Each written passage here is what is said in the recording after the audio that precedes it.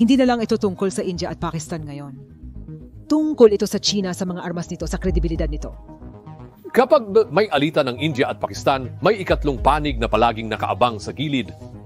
China. Habang nakikita ng mundo na labanan ito ng dalawang bansa, ang totoong laro ay tatsulok na at matagal na itong nangyayari. Ang militarang Pakistan ngayon ay halos puro Chino na.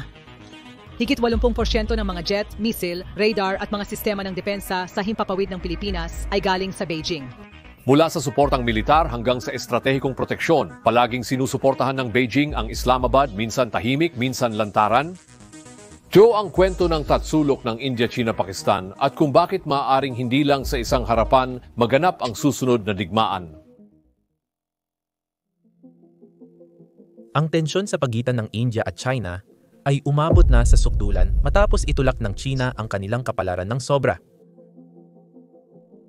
Ngayon, nakatutok ang buong mundo sa sigalot ng India at Pakistan dahil pinalala nila ang alitan halos magdigmaan na. Ngunit may bagong impormasyon na nagpapakita na may isa pang manlalaro sa likod ng mga pangyayari na nagpapalala sa sitwasyong ito. Oo, ang tinutukoy ko ay ang China. Pilit hinahatak ng China ang India pababa sa pamamagitan ng Cold War, sagupaan sa hangganan, at labanan ng militar upang tuluyang durugin ang impluwensya nito sa rehiyon at mundo. Maraming nangyayari sa pagitan ng dalawang superpower at naging kasangkapan ang Pakistan para simulan ang lahat.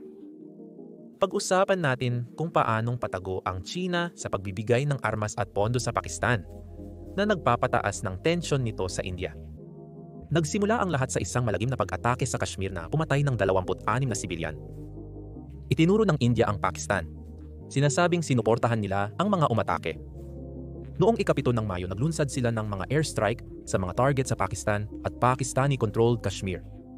Lumaban ang Pakistan gamit ang mga jet, drone at missile. At doon napansin ng mundo na karamihan sa kanilang mga armas ay nakakagulat na galing sa China. Kasama rito ang makabagong J-10C na fighter jet.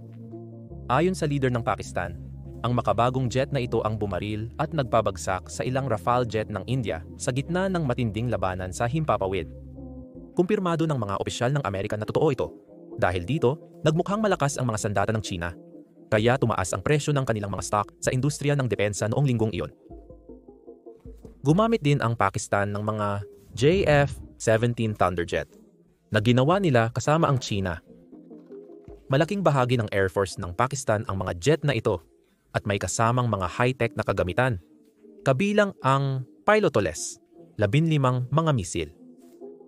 Nakakabahala na noong Abril, 2025 sa gitna ng tumitinding tensyon sa pagitan ng India at Pakistan, mabilis na nagpadala ang China ng mas maraming PL-15 missiles sa Pakistan. Ito ay sa kabila ng pag-aangkin na nais nila ng kapayapaan sa rehiyon at nagsisilbing tagapamagitan. Ayon sa mga ulat, ginamit ito ng Pakistan upang pabagsakin ang mga eroplano ng India at may natagpuan pa ang India na isang pilotless 15 na hindi sumabog na maaaring magbunyag ng ilang lihim sa teknolohiya ng China. Sa puntong ito, mapapaisip ka na lang kung sino ba talaga ang naglalaban. Mas lumalala pa ito dahil ang Pakistan ay binigyan ng napakaraming sistema ng armas ng Beijing. Kasama rito ang isang defense system na tinatawag na Headquarters, 9P, pati na ang CH-4 at Winglong-2 na mga drone. Dagdag pa, tinutulungan ng China ang Pakistan sa larangan ng intelihensya. Noong Mayo, 2025 namataan ang mga barkong pangisda ng China malapit sa naval drills ng India sa Arabian Sea na posibleng nangongolekta ng datos tungkol sa mga barko at eroplano ng India. Mahigit 100 satellite ang China para sa paniniktik at posibleng ibinabahagi nila ang nakikita sa Pakistan. Ang pagtaas ng tensyon sa pagitan ng India at China ay inaasahan na dahil sa pagbibigay ng China ng mga sandata sa Pakistan. Nababahala ang India dahil ginagawang mas mapanganib ng China ang labanan ng India at Pakistan. Sa lahat ng palatandaan, mukhang nakikipaglaban ang China ng proxy war laban sa India, gamit ang Pakistan bilang pawn. Kahit gumagamit ng proxy, ipinakikita ng China na di sila natatakot madumihan ang kanilang mga kamay. Ginawa nila ito sa pamamagitan ng pagpapakita ng lakas ng sarili nilang hukbo malapit sa hangganan ng India. Bago magsimula ang sigalot ng India at Pakistan, nagsagawa ang China ng malalaking pagsasanay ng hukbo malapit sa Himalayas, sa tabi mismo ng Line of Actual Control o Line of Actual Control. Ito ay isang ipinapalagay na hangganan sa pagitan ng lupain ng India at China sa kanilang pinagbabahaging teritoryo. Pag-uusapan natin ito mamaya. Ang punto, lantaran ang pananakot ng China sa kanilang mga ehersisyo. Aktibo rin ang China sa social media. Itinutulak ang maling impormasyon at binababa ang anumang nagpapakita ng katotohanan. Mga video tulad nito ang pangunahing inaatake at dinidislike ng mga bot ng Partido Komunista ng China. Kaya sana, i-like at i-subscribe ninyo ang aming channel sa ibaba. Napakalaking tulong nito sa aming mga video. Ang realidad para sa India ngayon ay may kalaban ito sa dalawang panig, Pakistan, na may mga sandatang galing China sa kanluran at ang hukbo ng China sa hilaga. Dahil dito, pakiramdam ng India ay napapaligiran sila at kung lalabanan nila ng matindi ang Pakistan, maaaring gamitin ito ng China para direktang makialam at doon magsisimula ang kaguluhan. Makikita ang pagiging sobrang kakampi ng China base sa dalas nila ng pagbanggit sa kasalukuyang sigalot. Laging kinakampihan ng kanilang mga lider at balita ang Pakistan na talagang ikinagagalit ng India. Pagkatapos ng pag-atake sa Pahalgam, humiling ang China ng investigasyon bago pumili ng panig. Pero paraan lang iyon para payagan ang sinasabi ng Pakistan na wala silang kinalaman dito. Sinasabi ng balitang Chino na ang India ang gumagawa ng gulo at inuungkat ang mga lumang video ng labanan para palabasing mahina sila. Kasama rito ang mga video kung saan binubugbog ng mga sundalong Chinese ang mga sundalong Indian.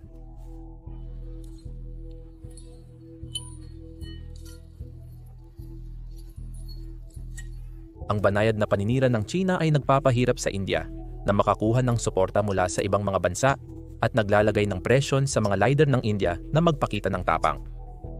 Kung magagalit ang mga Indian sa mga pahayag ng China, posibleng pilitin ang gobyerno na gumawa ng malakihang hakbang gaya ng pagpapadala ng mas maraming tropa sa Line of Actual Control o pagkansela sa kasunduan sa hangganan noong 2024 sa China na itinuturing ng ilan na masyadong malambot. Parang hinahamon talaga ng China ang India sa harap ng lahat na magsimula ng gulo. Lumilipat na ito mula sa tensyon papunta sa panguudyok. Ang mga kilos ng China ay nakatuon sa pagpapabagsak sa India at pagbawas ng impluensya nito. Tinuturing ng China na malaking karibal ang India dahil lumalakas ito, gumagawa ng sarili nitong mga produkto at nakikipag-alyansa sa mga bansa tulad ng Estados Unidos. Ginagamit ng China ang Pakistan para abalahin ang India sa kanlurang hangganan nito para mapabagal ang pag-unlad nito. Sa ganitong paraan, mahihirapan ang India na mag-focus sa pag-unlad o sa paghamon sa China sa ibang lugar tulad ng Indo-Pacific o sa kanilang magkasamang hangganan. Mahalagang tandaan na sa pagbibigay ng China ng mga armas sa Pakistan para gamitin sa labanan, magkakaroon sila ng pagkakataong suriin ang bisa ng kanilang mga armas laban sa India. Sa pamamagitan nito, natututo ang China na gumawa ng mas mahusay na armas nang hindi na kailangang direktang makipaglaban sa India. Sa oras na direktang makaharap nila ang India, handa na sila. Ngunit hindi lang ito tungkol sa pananakop ng iba. Mayroon ding mga dahilan ang Pakistan kung bakit nila nilalabanan ang India. Matagal na silang magkaribal at sinasamantala lang ng Partido Komunista ng China ang sitwasyon. Tinutulungan ang Pakistan ng sapat lang para manatiling alerto ang India nang hindi nagdudulot ng ganap na sakuna. Habang patuloy na namamayani sa mga pandaigdigang balita, ang mga bagong sigalot na ito, bahagi lang sila ng mas matagal at mas malalim na laro ng geopolitika. Para maintindihan ang mga kilos ng China noong 2025, balikan natin ang kasaysayan ng tunggalian ng dalawang makapangyarihang bansa na ito.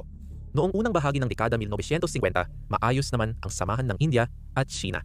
Ang India, sa ilalim ni punong ministro Jawaharlal Nehru, ay isa sa mga unang hindi komunistang bansa na kumilala sa bagong China ni Mao Zedong noong 1949. Pareho silang may damdamin ng paglaban sa mga kanluraning kapangyarihan matapos makamit ng India ang kalayaan mula sa Britanya at ang revolusyon ng China.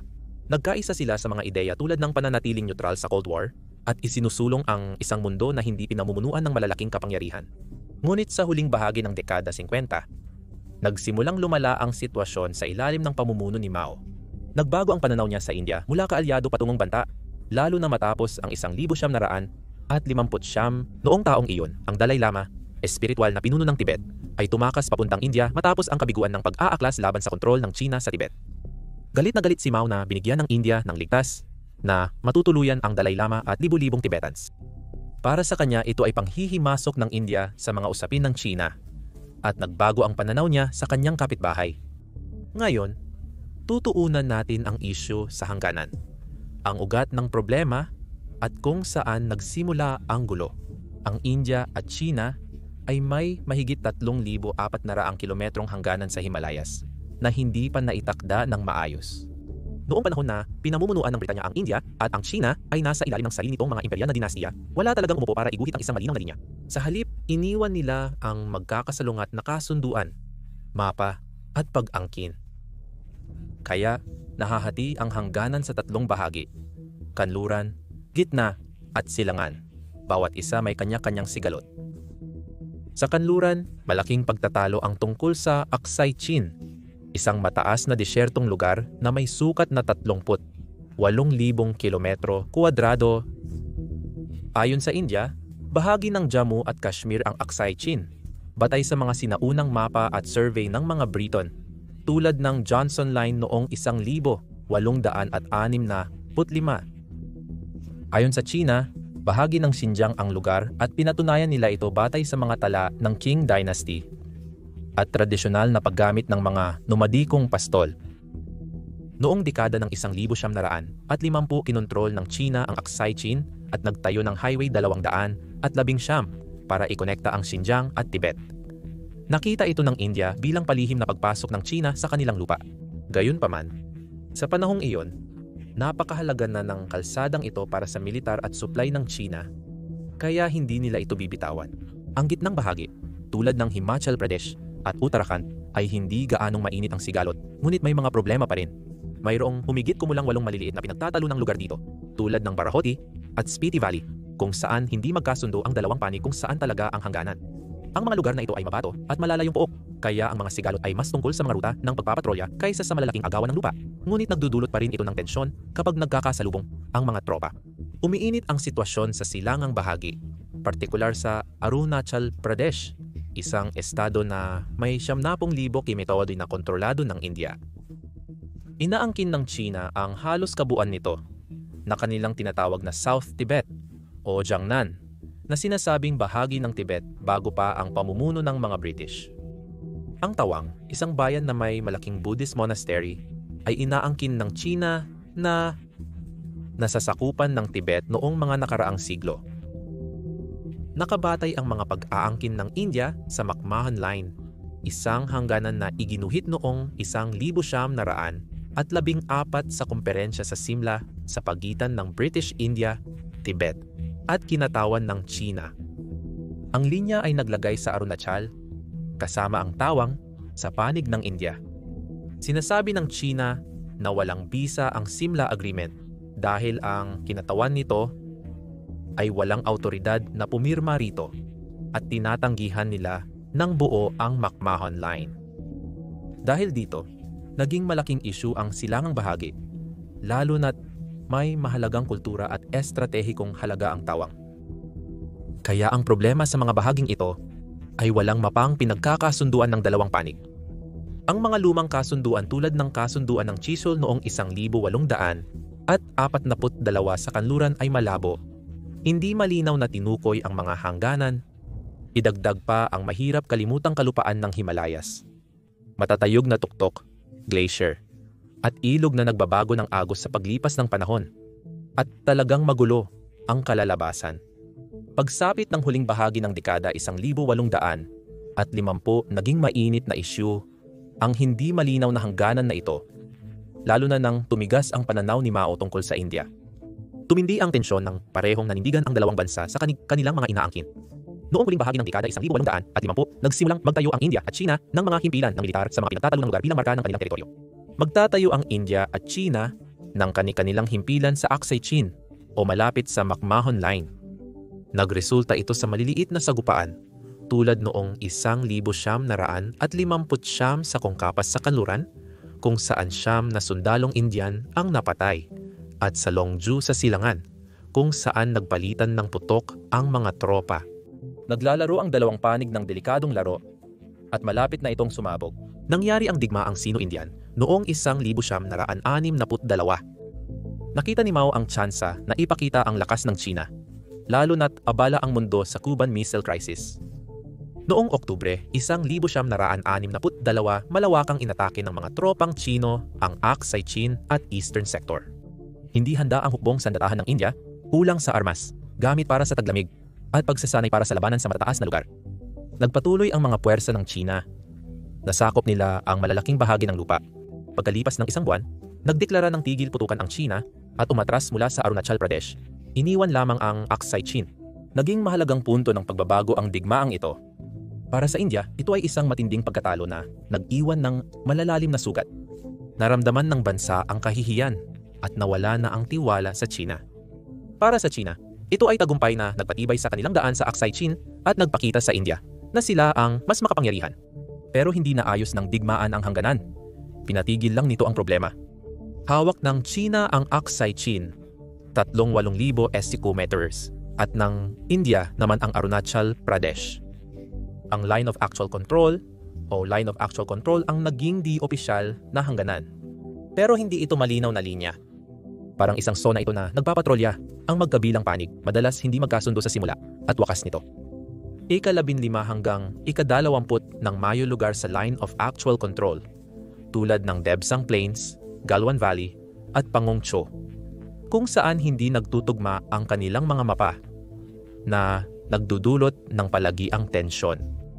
Pagkatapos ng 1962, pumasok ang India at China sa isang matagal at malamig na pagtutunggali.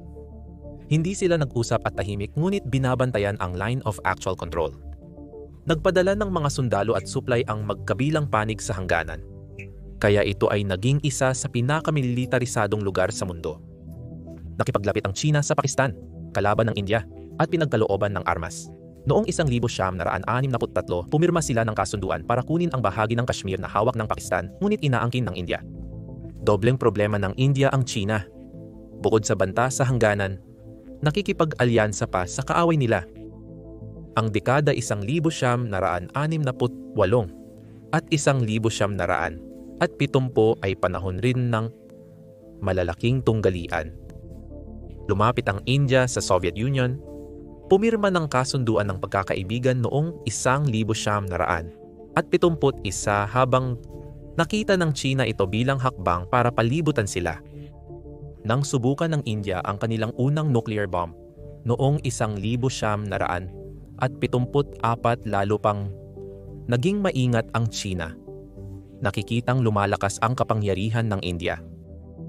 Noong dekada 80, napagtanto ng magkabilang panig na kailangang bawasan ang tensyon. Noong 1888, bumisita sa China si Punong Ministro Rajiv Gandhi ng India, ang unang malaking pagbisita sa loob ng mga dekada. Nagkasundo silang palakasin ang kalakalan, ibahagi ang kultura, at ipagpatuloy ang pag-uusap tungkol sa hangganan para maiwasang humantong sa panibagong digmaan. Isa itong hakbang para mapatahimik ang sitwasyon, ngunit hindi pa rin nareresolba ang usapin sa hangganan. Ang Line of Actual Control ay nananatiling malabo, at parehong panig ay patuloy na agresibong nagpapatrolya. Minsan ay lumalampas pa sa mga lupain ng bawat isa.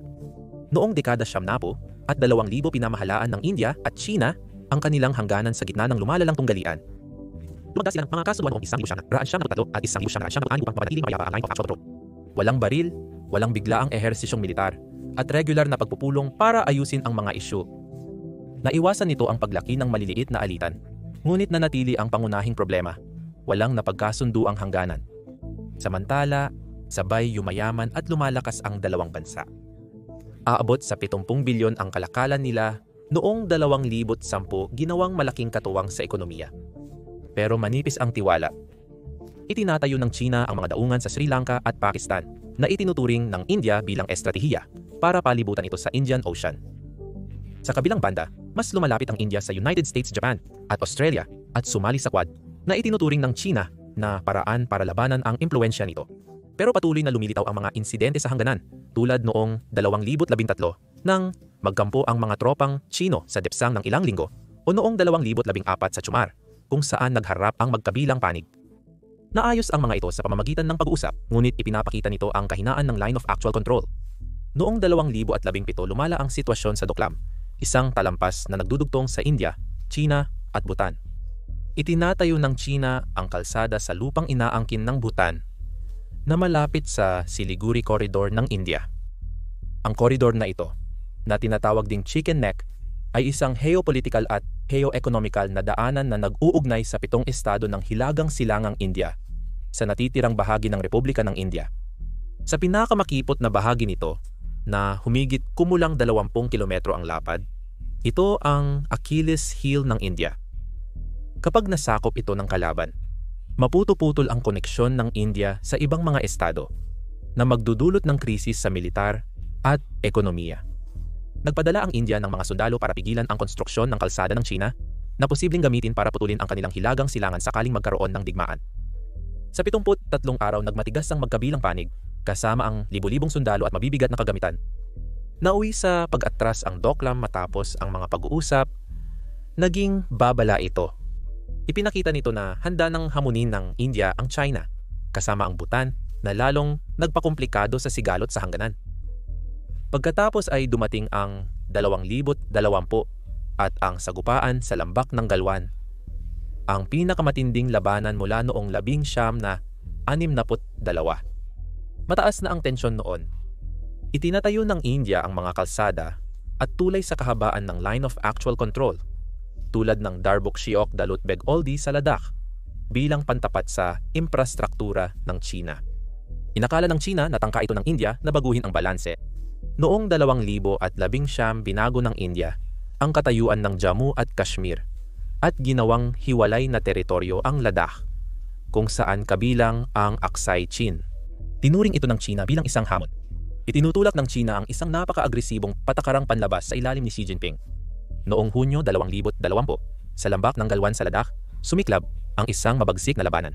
Dahil sa mga kasunduan sa Line of Actual Control, walang baril na ginamit, kundi mga pamalo, bato, at kamao lang. 20 sundalong Indian ang namatay at tinatayang 40 ang nasawi sa panig ng China, bagamat hindi nila ito kinumpirma. Ito ay isang malaking gulat matapos ang ilang dekadang walang namatay sa hangganan. Binago ng Galwan ang lahat. Nagpadala ang magkabilang panig ng libu-libong tropa, tangke, artilyerya at mga jet, lalo na sa Ladakh. Ang Pangong, Cho, Gorga at Hot Springs ay naging mga standoff zone kung saan nagkampo ang mga tropa na may ilang kilometrong agwat lang. Lumampas ang India sa hangganan. Pinahigpit ang patakaran sa pamumuhunan ng China at ipinagbawal ang mahigit 200 Chinese apps gaya ng TikTok. Hinimok nila ang mga lokal na industriya na bawasan ang pag-asa sa China. Nagpapatuloy ang mga pag-uusap ng mga komandante ng militar at mga diplomat na ilang beses nang ginanap. May ilang pag-usad na nangyari, tulad ng pag-atras mula sa Pangong Cho noong 2021. Pero marami pa ring lugar ang nananatiling tensyonado. Nagtayo ang China ng mga permanenteng istruktura malapit sa Line of Actual Control na nagpapakita ng pagpapatibay ng kanilang presensya. Ganito rin ang ginagawa ng India. May mga bagong tunnel at all-weather roads para makasabay sa iba. May nangyayaring maliliit na sagupaan at ang Line of Actual Control ay panganib pa rin para sa karagdagang gulo. Ang sigalot sa hangganan ng dalawang superpower ay mainit na lugar militar na maaring sumabog anumang oras. Sa panahong ito, ang digmaan ay hindi lamang tungkol sa mga sundalo at armas, kundi pati na rin sa pang-ekonomiyang dominasyon, diplomasya at impluensya. Dahil dyan, talakayin natin ang aspeto ng ekonomikong dominasyon sa tunggalian ng China at India. Ilang taon nang pinalalawak ng China ang Belt and Road Initiative na sinimulan ni Pangulong Xi Jinping noong 2013. Nagpapautang sila ng pera sa mahihirap na bansa para sa mga proyektong pang-infrastruktura tulad ng kalsada, daungan at rails ng tren. Parang tumutulong sila, pero may kapalit ito. Kapag hindi nabayaran ng mga bansang ito ang utang, na madalas nangyayari, karaniwang kinukuha ng China ang mahahalagang bagay tulad ng mga daungan o oil field. Dahil dito, nakokontrol ng China ang mga lugar na mahalaga sa kalakalan o estratehiya. Ang higanteng Asyano ay gumastos ng dolyar, 1.2 trilyon sa iba't ibang proyekto. Kabilang dito ang 700 at 4 na bilyong piso sa mga kontrata sa konstruksyon at 400 at 70 bilyon sa mga di-pinansyal na pamumuhunan. Noong 2024 ang China ay pumasok sa mahigit 71 bilyong halaga ng mga kontrata sa konstruksyon at 51 bilyon sa mga pamumuhunan.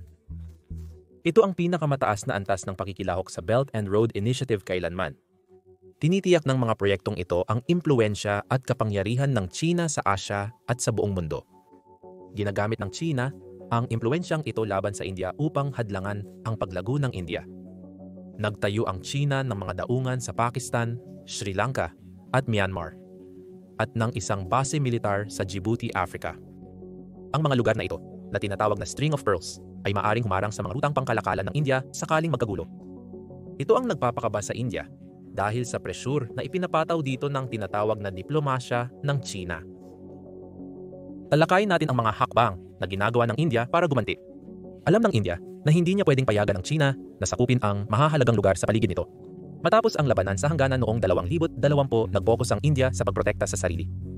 Nag-aalala sila na ang mga bansang may utang sa China ay hindi magsasalita sa mga isyung dala nito o baka payagan pang magtayo ang China ng base militar sa kanilang bansa.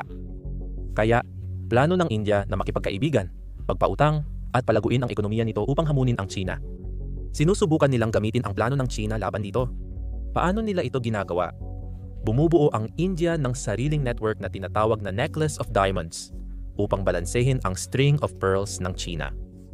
Mula 2018 nakipagkasundo ang India sa Singapore at Indonesia para magamit ang kanilang mga naval base malapit sa Strait of Malacca na napakahalaga para sa langis ng China. Nakuha ng India ang access sa pantalan sa Oman na nasa pagitan ng importanteng lugar ng China sa Pakistan, ito Djibouti. Nakikipagtulungan din ang India sa Seychelles para sa pagtatayo ng naval base at sa Iran para paunlarin ang Chabahar Port para magbukas ng ruta papuntang gitnang Asya. Nilalabanan din ng India ang epekto ng Belt and Road Initiative sa pamamagitan ng sariling mga proyekto nito. Kabilang dito ang International North-South Transport Corridor, isang rutang nagdudugtong sa India at Russia at Europa sa pamamagitan ng Iran at gitnang Asya. Pinapabilis nito ang pagdadala ng kalakal kumpara sa mga ruta ng China gamit ang mga barko, tren at truck. Isa pang proyekto ang India-Middle East-Europe Economic Corridor na nag-uugnay sa India, Saudi Arabia at Europa gamit ang mga daungan at rails ng tren. Ang mga proyektong ito ay nagbibigay ng mga alternatibong rutang pangkalakalan sa mga bansa na hindi dumadaan sa China. Pinapalakas ang posisyon ng India sa pandaigdigang kalakalan. Pinapangalagaan ng India ang mga rutang pangkalakalan at nililimitahan ang kontrol ng China sa pamamagitan ng mga hakbang na ito. Sa madaling sabi, hadlang ang India sa mga ambisyon at paglago ng China. Nagpapautang din ang India sa mga kalapit bansa para hindi sila umasa lang sa China. Nagbigay sila ng $8 bilyong sa Bangladesh, $2.1 bilyong para tulungan ang Sri Lanka matapos bumagsak ang ekonomiya nito noong 2022, $1.7 bilyong sa Nepal at $13 bilyong sa Maldives. Mas pinipili ng mga bansa ang pautang ng India kaysa sa China dahil mas magaan at mas kaunti ang hinihinging kondisyon. Hindi kasing dami ng China ang ipinapautang ng India, pero tinutulungan nila ang mga kalapit bansa para hindi mapasakamay ng China. Halimbawa, ang tulong ng India sa Sri Lanka ay nagpatibay na hindi na muling makakakuha ng mas marami ang China matapos nilang makuha ang pantalan na iyon. Pero ang pinakamalakas na sandata ng India ay ang lumalago nitong ekonomiya. Inilagay ng India ang sarili nito bilang isang sumisikat na bituin sa pandaigdigang paggawa at dumarami ang mga kumpanyang lumilipat mula China papuntang India. Napatunayan ng India na isa itong malakas na kakompetensya dahil sa kombinasyon ng napakalaking lakas paggawa, kompetitibong sahod, at mga patakarang panggobyernong aktibong tumatanggap ng dayuhang pamumuhunan. Isa sa pinakamalaking pangalan na nagbago ng focus ay si Apple. Ang higanteng teknolohiya ay unti-unting pinalalakas ang presensya ng kanilang pagmamanupaktura sa India nitong mga nakaraang taon.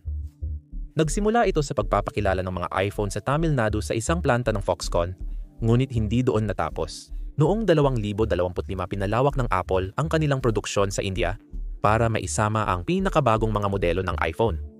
Sa ngayon, 20% ng lahat ng iPhone na may halagang $22 bilyong ay ginagawa na sa India, kumpara sa isa lamang porsyento mga 20 taon na ang nakalipas. Ang Foxconn, pangunahing supplier ng Apple, ay nag-e-expand ng mga planta at nag-i-invest ng bilyon sa bagong pasilidad sa Karnataka. Pinapakita ng mga hakbang na ito ang pangmatagalang dedikasyon ng Apple sa India bilang manufacturing hub na pinatitibay ng mas murang gastos sa paggawa kaysa sa China at ng mga insentibong pinansyal mula sa pamahalaan ng India. Ang Samsung, isang malaking kumpanya ng consumer electronics, ay pinapalakas pa ang presensya nito sa India. Nangangasiwa ito ng isa sa pinakamalaking pasilidad ng paggawa ng mobile phone sa mundo sa Noida, Uttar Pradesh, na gumagawa ng milyon-milyong device taon-taon para sa lokal at internasyonal na merkado. Hindi lang ito simpleng pagsunggab sa oportunidad. Isa itong estratehikong hakbang habang sinusubukan ni Samsung na samantalahin ang mahuhusay na manggagawa sa India at palawakin ang presensya sa mabilis na lumalagong merkado. Inilipat na rin ng Dell at Hewlett-Packard ang ilang produksyon sa India para makapagsamantala sa mas mababang gastos sa paggawa at mas pinadaling regulasyon. Sinusulong ng mga teknolohiyang higante ang trend na pagdadagdag ng kanilang supply chain upang mabawasan ang pagdepende sa China. Ang pagtutok ng India sa high-tech manufacturing, kabilang ang semiconductors at electric vehicles, ay nagbibigay dito ng natatanging papel sa global market. Inaakit ng India ang mga pamumuhunan sa mga industriyang nakatuon sa hinaharap sa pamamagitan ng mga insentibo ng gobyerno tulad ng Production-Linked Incentive Scheme. Maging ang mga kumpanyang Chino tulad ng Haier ay nakikita ang mga oportunidad sa India. Nagtayo na si Haier ng mga pasilidad ng produksyon sa India para sa lokal at pang-export na merkado na nagpapakita ng atraksyon ng bansa sa iba't ibang industriya at hangganan. Ipinapakita ng trend na ito na hindi lang mga kumpanyang kanluranin ang nahihikayat ng India. Nagiging pandaigdigang sentro ng pagmamanupaktura ang India. Hindi lang ang abanteng presyo ang nagpapatingkad sa India, kahit na malaking salik din ito. Mas mura pa rin ang labor cost sa India kaysa China. Kaya nakaka-attract ito sa mga kumpanyang nais makatipid ng hindi sinasakripisyo ang kalidad. Higit pa rito, nag-aalok din ang India ng sukat at suporta. Lumakas at umunlad ang kanilang lakas paggawa at ang mga pulisya ng gobyerno tulad ng tax break, pamumuhunan sa infrastruktura at mas simpleng mga regulasyon ay nagbibigay daan para lumago ang mga kumpanya. Inaasahang mas mabilis lalago ang ekonomiya ng India kaysa China sa mga darating na taon. Noong 2024, ang gross domestic product growth rate ng India ay 7%, samantalang 4.82% naman sa China. Nagpapatuloy ang trend na ito hanggang 2025 kung saan inaasahang lalago ang India ng 6.46% habang ang China ay inaasahang lalaki ng 4.48%. Malinaw na nauungusan ng India ang China pagdating sa antas ng paglago. Gayunpaman, sa kabila ng paglago na ito, mas lamang paingin ang China sa ilang aspeto. Ang ekonomiya nito ay nagkakahalaga ng $18.5 trilyong na mas malaki kaysa sa $4.1 trilyong ng India at kontrolado nila ang 11% ng pandaigdigang kalakalan kumpara sa 2.7% ng India. Pero may mga problema ang China. Malaki ang nagiging gastos nila dahil sa trade war nila sa United States at bumaba na ng husto ang kanilang mga export. Pinapatawan sila ng 145% na buwis. China at India ay naglalaban para sa regional at pandaigdigang dominasyon, kaya't sila'y nagkakaroon ng alitan. Ginagamit nito ang yaman para gawing umaasa ang ibang bansa nang mananatili silang tapat. Samantala, si India ay lumilikha ng mga bagong alyansa, namumuhunan ng matalino at nagiging sentro ng manufaktura para sa mga kumpanya. Pareho nilang gustong angkinin ang mga rutang pangkalakalan at maging pinakamakapangyarihang bansa sa Asya. Matindi ang labanan at lahat ng kilos nila ay may kabuluhan. Upang malagpasan ang China, patuloy na gumagawa ng iba't ibang hakbang ang India. Isa sa mga hakbang na ito ay ang pagbili ng mas kaunting produkto mula sa China. Nagdagdag ang gobyerno ng mas mataas na buwis sa mga produktong galing China tulad ng electronics o damit. Ipinatupad din nila ang mas mahigpit na patakaran sa mga kumpanyang Chino na nais mamuhunan sa India. Ang anumang pamumuhunan mula sa China ngayon ay nangangailangan na ng espesyal na pahintulot na nagpapabagal sa kanilang impluwensya. Ito ay nakatutulong sa India na makontrol ang sariling ekonomiya. Imbis na umasa sa China, ang India ay nakatuon sa paggawa ng sariling produkto. Sinimulan nila ang planong gawin sa India na nag-eengganyo sa mga kumpanya na magtayo ng mga pabrika sa bansa. Ang mga pabrikang ito ay gumagawa ng mga smartphone, gamot at solar panel. Ang Production-Linked Incentive Scheme ay nagbibigay ng insentibo sa mga negosyong gumagawa ng produkto sa India. Ang mga kumpanyang gumagawa ng piyesa ng telepono o baterya ng dekuryenteng sasakyan ay nakakakuha ng dagdag na pondo kung mamumuhunan sa India. Dahil dito, mas maraming pabrika ang nagbukas, lalo na sa mga lugar tulad ng Gujarat at Tamil Nadu. Hanggang ngayon, malaki pa rin ang trade gap ng India sa China. Gumagastos sila ng humigit kumulang dolyar, 85 bilyon na mas malaki para sa mga produktong galing China kaysa sa kinikita nila mula rito. Nagsusumikap ang India na mabawasan ang pag-asa sa China para sa pang-araw-araw na produkto sa pamamagitan ng paggawa ng mas marami sa sariling bansa. Tuloy-tuloy ang India sa paggawa ng sariling mga produkto. Nakikipag-ugnayan din ito sa ibang bansa para palawakin ang kalakalan. Ang gobyerno ay nakikipagkasundo sa kalakalan sa European Union, Estados Unidos at Australia. Pinadali ng mga kasunduang ito ang pagbebenta ng mga produktong Indian at ang pagbili ng mga makabagong makinarya. Nakatuon din sila sa pagbabahagi ng teknolohiya tulad ng pagbuo ng mas mahusay na computer at pagkuha ng mga materyales tulad ng lithium para sa mga baterya. Kasama ang India sa isang grupo na tinatawag na Indo-Pacific Economic Framework na kinabibilangan ng mga bansa tulad ng Estados Unidos, Japan at South Korea. Tinutulungan ng grupong ito ang India na humanap ng mga panibagong supplier para sa chips, bakal at iba pa upang hindi lang umasa sa China. Ngayon, nagtutulungan na ang Japan at India sa paggawa ng mga piyesa para sa dekuryenteng sasakyan.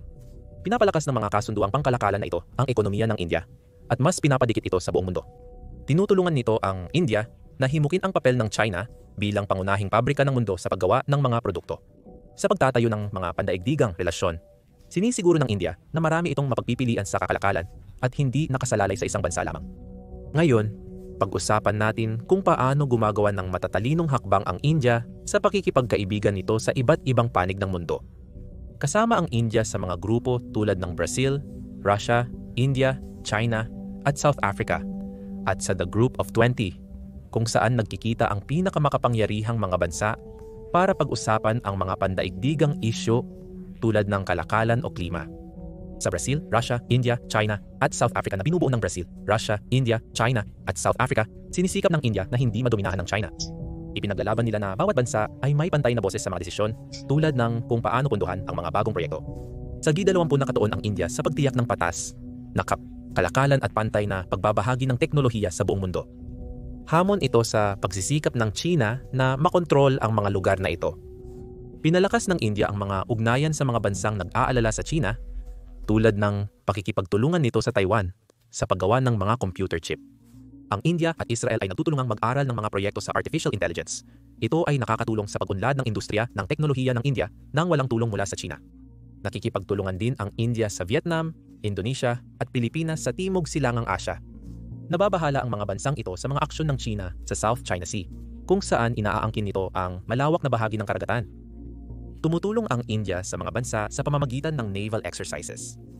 Sila ay nagpupulong upang pag-usapan ang depensa, tulad ng pagprotekta sa kanilang mga baybayin. Nagbabahaginan ang India at Vietnam ng mga ideya para gumawa ng mas magagandang barko. Pinapalakas ng mga pagsisikap na ito ang kahalagahan ng India sa rehiyong Indo-Pasipiko, kung saan nais ng maraming bansa na panatilihing bukas at ligtas ang mga rutang pangkalakalan. Ang gawaing ito ay may kaugnayan sa Quad na binubuo ng India, Estados Unidos, Japan at Australia. Layunin ng Quad na panatilihing patas ang rehiyon at walang iisang bansa ang mangingibabaw. Ito ay salungat sa ambisyon ng China, kaya't galit na galit ang Beijing sa India ngayon. Sa lahat ng mga hakbang na ito, pinapalakas ng India ang sarili nito upang tumayo laban sa China. Sa pamamagitan ng mas maraming lokal na produksyon at pandaigdigang kalakalan, nabawasan ang pag-asa ng India sa China para sa kanilang ekonomiya. Sa pamamagitan ng pakikipagtulungan sa mga pandaigdigang grupo at pagkakaibigan, hinahamon ng India ang kapangyarihan ng China. Ang mga pagsisikap na ito ay nagpapalakas sa India bilang isang pangunahing puwersa sa mundo na nakakapagbalanse ng naaayon sa sariling lakas nito. Ang mga sandata at suporta ng China ang nagpalaki ng husto sa labanan ng 2025 kaysa sa maaaring nangyari. Ang mga jet at missile ng Pakistan na sinuportahan ng China ay nagbigay daan sa kanila na makaganti ng matindi sa India. Kaya't nagpatuloy ang labanan kahit may tigil putukan. May sariling layunin ang China, abala ang India at sinusubukan ang kanilang kagamitan. At kung ang Beijing man ay may balak bang bagsakan ang India o isa lang talagang napakabuting kaibigan ng Pakistan, malaking dahilan ang China sa matinding labang ito na nagpapabago ng pananaw ng India, Pakistan at ng buong mundo ukol sa kapangyarihan sa Timog Asya. Hindi madaling bumagsak ang India kung talagang babagsak ito.